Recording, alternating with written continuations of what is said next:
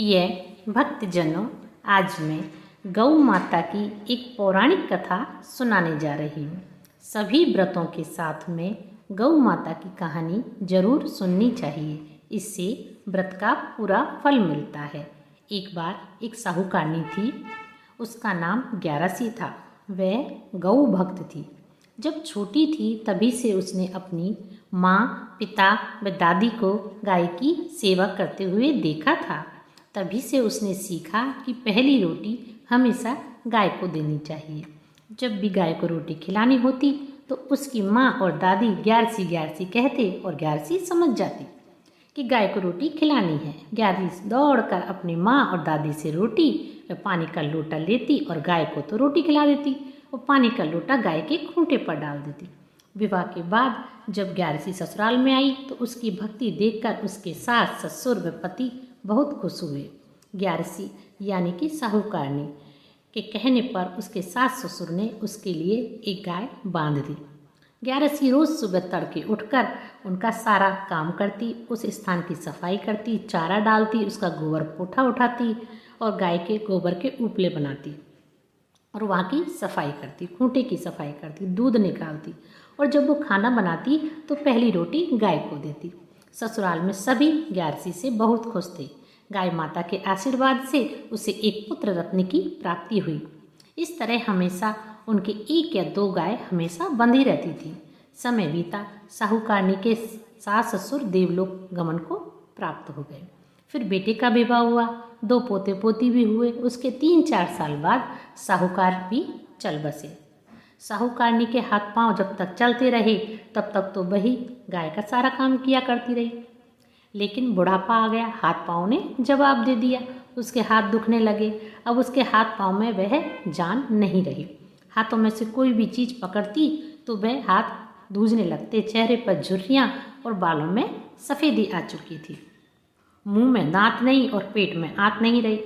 तब एक दिन साहूकार ने अपनी बहू से बोली कि बहू, अब तुम्हें ही रसोई घर के काम में के साथ साथ गाय का भी ध्यान रखना है। गाय को समय समय पर चारा पानी देना है, साफ सफाई करनी है। गाय को कभी धूप तो कभी छाया में बांधना पड़ता है। बहू, पहली रोटी गाय को जरूर देना। बहू ने कहा, माता जी मैं सब कर लूँगी, आप चिंता ना करें। लेकिन बहू रोटी बनाते ही बच्चों को और पति को खिला देती, उसके बाद बच्चों का और पति का टिफिन बना कर दे देती, लेकिन गाय को रोटी देना भूल जाती। गाय को चारा पानी भी समय पर नहीं देती। बेचारी साहूकारनी बिस्तर पर पड़ी पड़ी दुखी व उदास होती रहती थी। ना तो वह खुद काम कर सकती थी, ना ही बहू को बार बार कुछ कह सकती थी। बस गाय माता से मन ही मन माफ़ी मांगती रहती। समय बीतता गया। एक बार की बात है, सावन का महीना था। बारिश की झड़ी लग रही थी। खूब जोरदार बरसात हुई। लगातार 24 घंटे तक पानी बरसता रहा। गाँव की गलियाँ व सड़कें सभी जगह घुटनों तक पानी भर गया। नगर गांव के सभी लोग जान बचाने के लिए ऊंची जगह पर जाने लगे। तब नगर के राजा ने एक घोषणा करवाई कि सभी अपने अपने जानवरों को व कीमती सामान को लेकर ऊंची पहाड़ी पर पहुंच जाएं। और क्योंकि बरसात का पानी लगातार बरस रहा है, सबको अपनी जान बचानी है।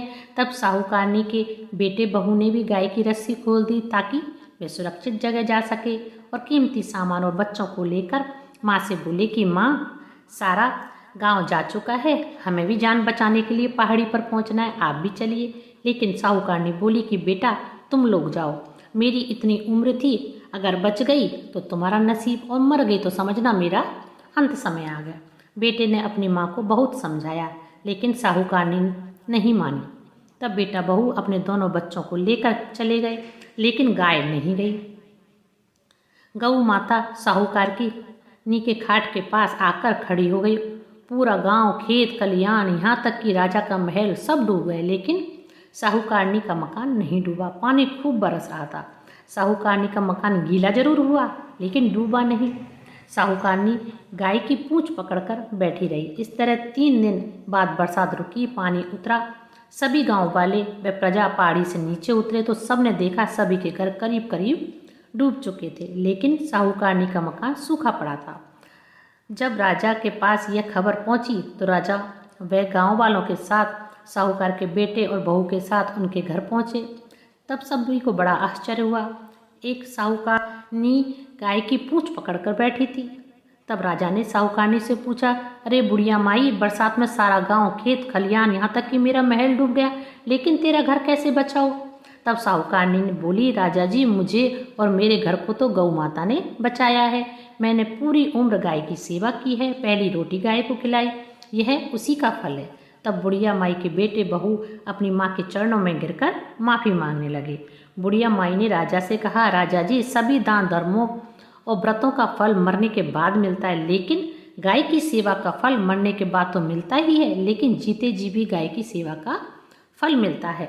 उसी दिन नगर के राजा ने पूरे नगर में एक मुनादी करवा दी कि सभी को पहली रोटी गाय को देनी है, गाय माता की सेवा करनी है। बोलिए गौ माता की जय। जैसे आपने बुढ़िया माई की रक्षा की, वैसे सबकी करना, कहने वाले की, सुनने वाले की और हुंकारा भरने वाले की। घटी हो तो पूरी हो, पूरी हो तो परवान चढ़े, भूले बिसरे नाम तेरे भंडार भरे। यह कहानी आपको कैसी लगी आप मुझे कमेंट करके ज़रूर बताना, और अगर ये कहानी आपको पसंद आए तो प्लीज़ मेरे चैनल को लाइक, शेयर एंड सब्सक्राइब ज़रूर करना। धन्यवाद।